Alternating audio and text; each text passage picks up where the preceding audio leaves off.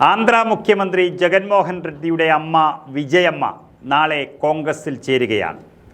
സഹോദരിയായ YS ശർമിളയ്ക്ക് പിന്നാലെ ആന്ധ്ര മുൻ മുഖ്യമന്ത്രി രാജശേഖർ റെഡ്ഡിയുടെ ഭാര്യ കൂടിയായ വിജയമ്മ തൻ്റെ ഭർത്താവ് ജീവന് തുല്യം സ്നേഹിച്ച കോൺഗ്രസ് പാർട്ടിയിലേക്ക് തിരികെ എത്തുന്നു.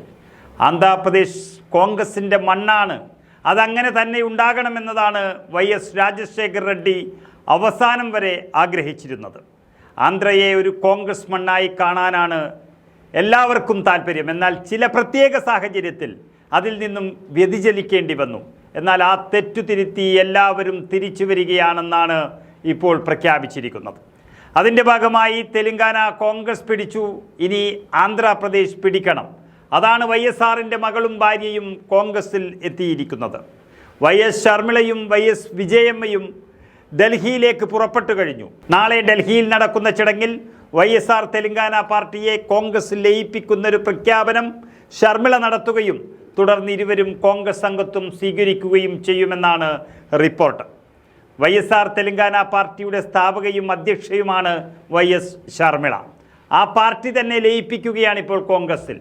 കോൺഗ്രസിൻ്റെ ആശയങ്ങളെ ബഹുമാനിക്കുന്നതും സംഘടനയെ വിശ്വാസത്തിലെടുക്കുകയും ചെയ്യുകയാണെന്ന് ശർമിള വ്യക്തമാക്കി കഴിഞ്ഞു.